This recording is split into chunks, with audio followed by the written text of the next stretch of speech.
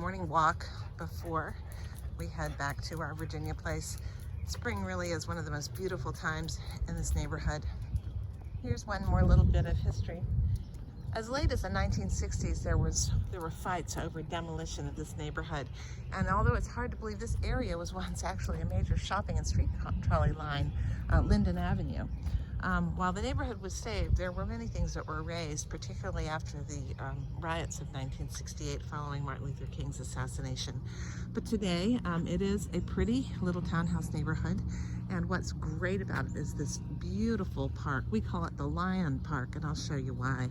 All right, so why is this called the Lion Park? Well, you might guess. There's one lion, there are two lions, whoops, and there is a third lion up at the top of the park.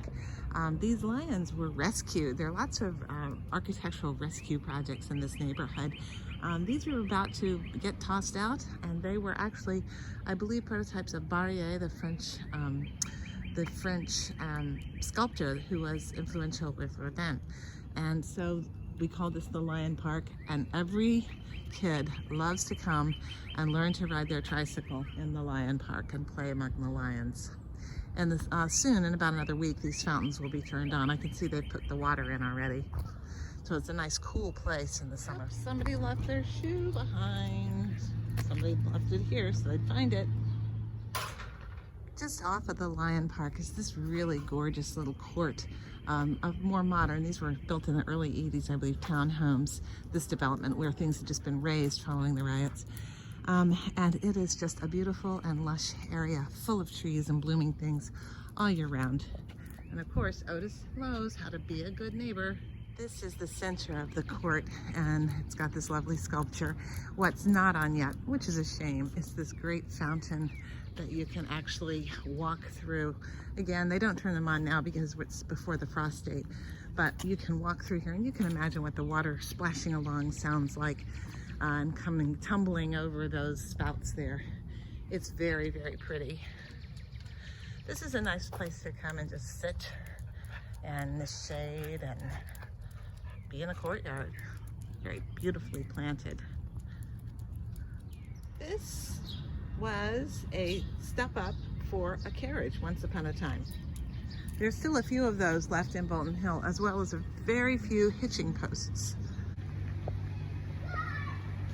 This is the Micah Main original building. This one was actually endowed by Andrew Carnegie after the big fire of 1904 destroyed the original Art Institute, which was located downtown.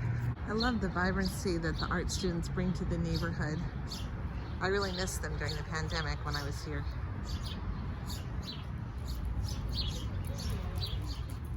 And I have a particular affinity for this building. This is the Brown Center. It's gorgeous at night because it's completely lit up from the inside, and those windows are just gorgeous. This building was being built when my son was born. Gosh, I can't believe it's 20 years old already, but it's a really nice signature building on the corner. Micah has just been buying up and redoing lots and lots of properties, and it's really been an anchor in the neighborhood. It's Maryland Institute College of Art, but we call it Micah. This little pocket park was a reclamation project that was created by a friend of mine who lives just a few doors up the street here on Landale. And she is an amazing person who has done so many startup gardens just in little pockets like this. She's a dog lover and a cat lover too. When my cat went missing for 18 days, she was instrumental in helping me find him. I'm going to do a video of her at some point. Here's some art students.